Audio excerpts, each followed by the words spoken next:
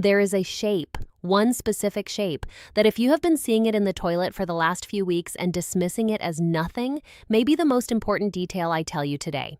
It doesn't hurt, it doesn't bleed, it doesn't announce itself with pain or fever or anything you'd normally associate with something serious. It just keeps appearing quietly day after day. And most people who notice it decide it's probably related to something they ate, and they move on. Some of them are right, some of them are not.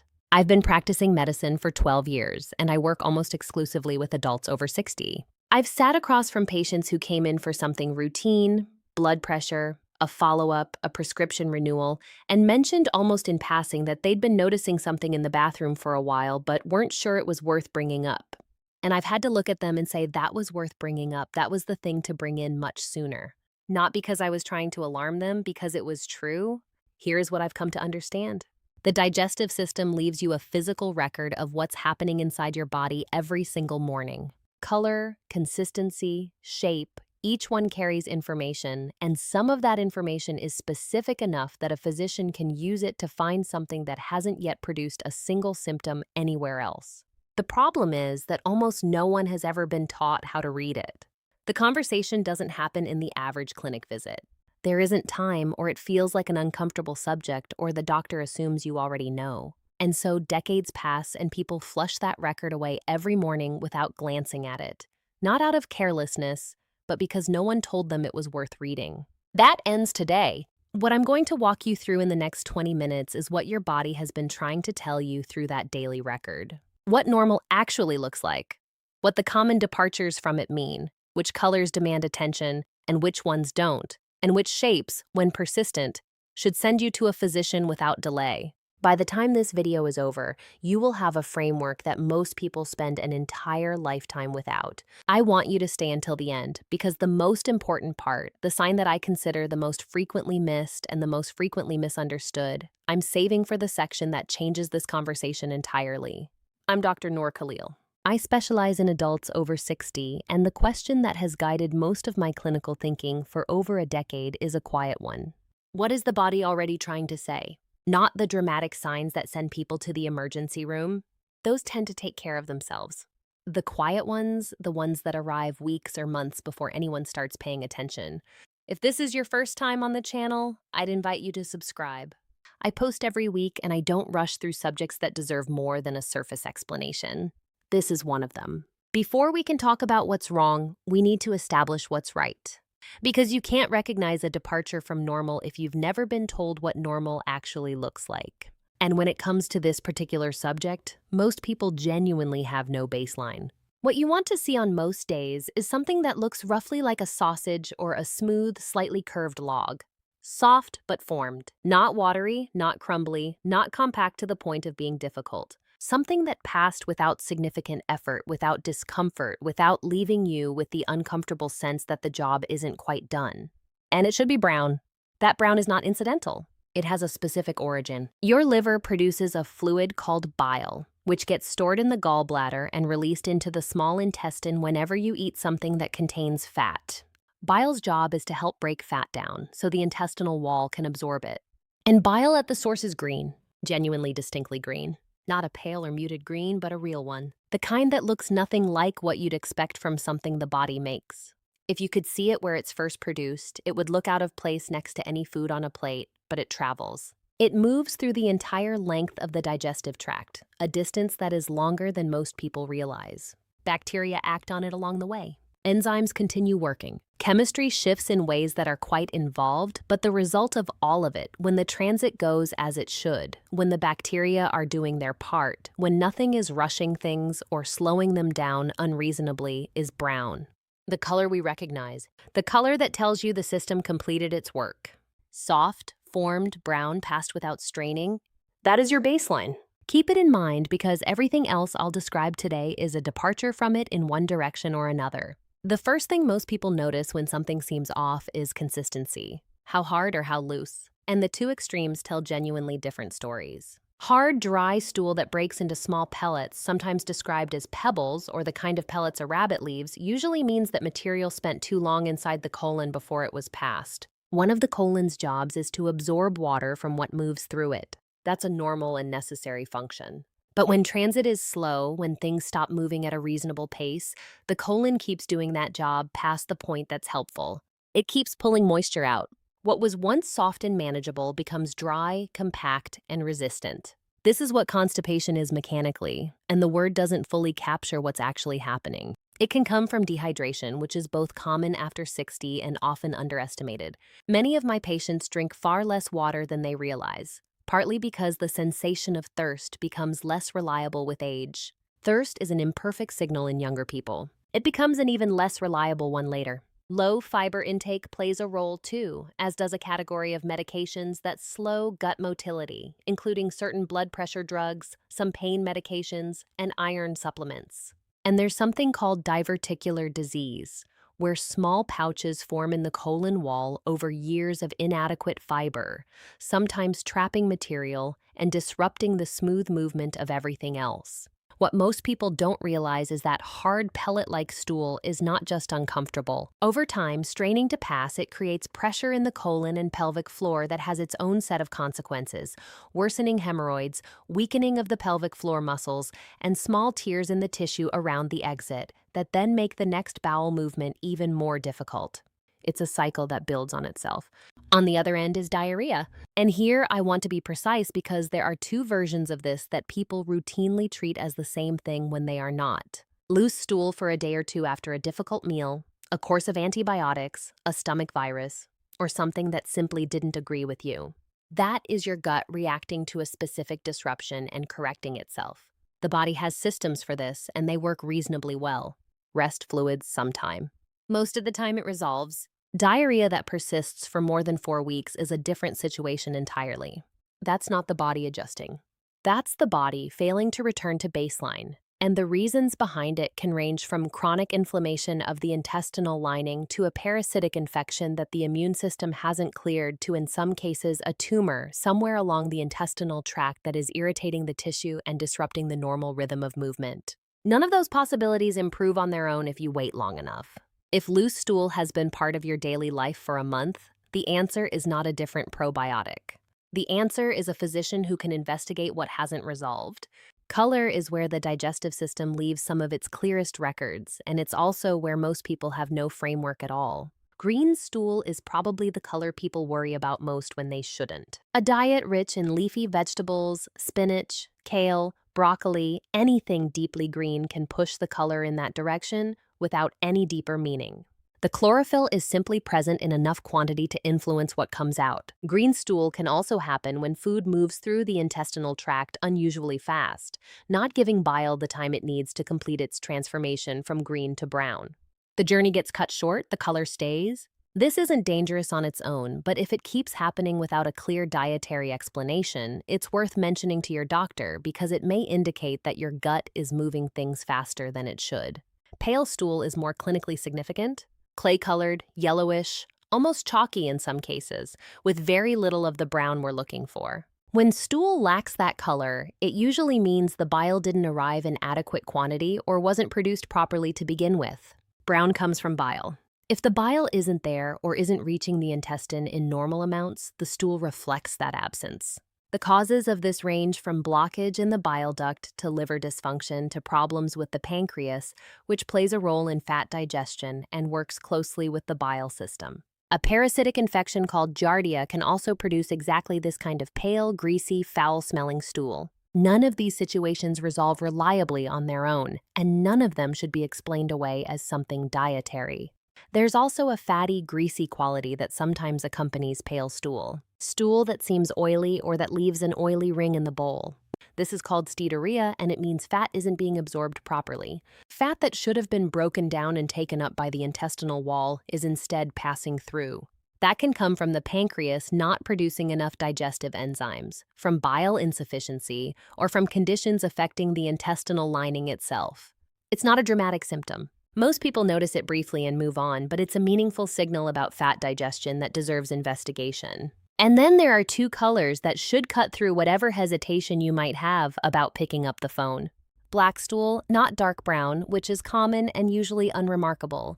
Black, the color of tar, sometimes with a consistency that approaches it, thick, almost sticky, and a smell that is notably stronger and different from anything you describe as normal. What you're seeing when stool looks like that is blood that has been digested. When blood enters the upper portion of the digestive system, the esophagus, the stomach, the first part of the small intestine, it travels the entire length of the tract along with everything else. By the time it exits, it no longer looks like blood. It has been processed into something dark, thick, and unmistakable. The causes include bleeding peptic ulcers, severe gastritis, and something called esophageal varices, dilated blood vessels in the esophagus that can rupture, often in association with liver disease. Any of these is a medical emergency, not a situation for monitoring, not something to assign to the iron supplement you started recently. Although iron can darken stool, it doesn't produce the tar-like appearance and smell I'm describing. If what you're seeing is black and tar-like, you need to be evaluated that day.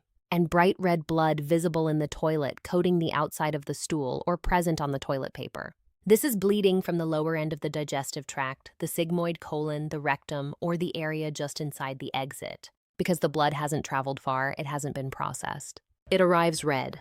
Hemorrhoids are a common and benign source of this. I want to be fair about that because hemorrhoids affect a large proportion of adults over 60, and most of the time when there is visible red blood, hemorrhoids are what's behind it. But I'll be direct with you. Hemorrhoids are also the assumption most people make when they shouldn't make any assumption at all. Polyps bleed, colorectal cancer bleeds, and the reason both of those can go undetected for months or longer is that people see red blood, they remember they've had hemorrhoids before, and they file the symptom under something they already know. I have seen this pattern more times than I would like. Bright red blood needs to be seen by someone who can actually look at the source, not diagnosed by process of elimination from the outside. I want to slow down here for a moment. My father was not a man who used more words than he needed.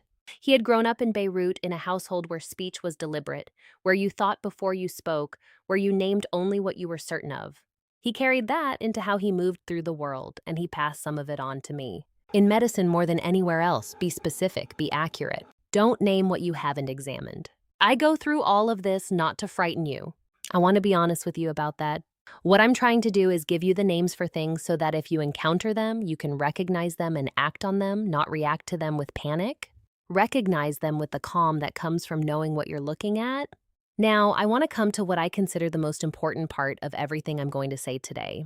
Not color, not consistency, shape.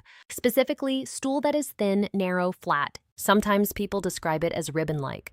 Sometimes as narrow as a pencil or a finger or a crayon. Stool that has changed in width from what it used to be and that has held that change.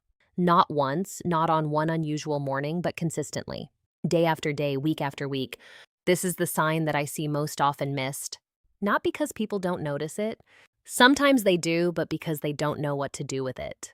It doesn't look dramatic. It doesn't hurt usually. It doesn't bleed. And so it gets filed away. I need you to understand something about the anatomy here because it makes everything else make sense. The colon is a tube, a physical tube roughly 5 feet long looping through your abdomen in a specific path before ending in the rectum and the anal canal. The interior diameter of a healthy colon is generous enough that what passes through it takes on a full, rounded shape.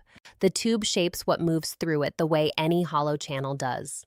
When something changes the inside of that tube, when something presses on it from the outside or grows inside its wall or narrows its lumen, what passes through narrows with it. Stool exits looking different because something has changed the space it moves through. Pencil-thin stool that keeps happening is the body telling you something has changed in the shape of that tube. There are benign explanations. A chronic anal fissure, a tear in the delicate tissue at the very end of the canal, can create scarring that narrows the exit. Diverticular disease can sometimes affect the shape of what passes through. External pressure from the outside, including from structures near the colon, can occasionally be a factor. These are real possibilities, and a physician will consider all of them. But persistent pencil-thin stool is also one of the recognized early presentations of colorectal cancer. I use the word early deliberately, and I want you to hear that word clearly. This shape change often appears before pain develops, before weight loss, before anything that most people associate with a serious diagnosis. The body is giving you this sign while the window for intervention is still wide open, while the situation is still manageable. I want you to understand the weight of that. If you have been noticing this, and if the width of your stool has changed and kept changing, if you've been quietly tracking it and telling yourself it will pass, please let a physician determine what it probably is. Not a search engine, not a best guess. A physician who can examine you and, if necessary, look inside. What I've come to see over years of practice is that these signs rarely arrive alone. The body tends to send things in clusters, and when there is a structural change in the colon, when something is narrowing that tube, other signals usually travel alongside it.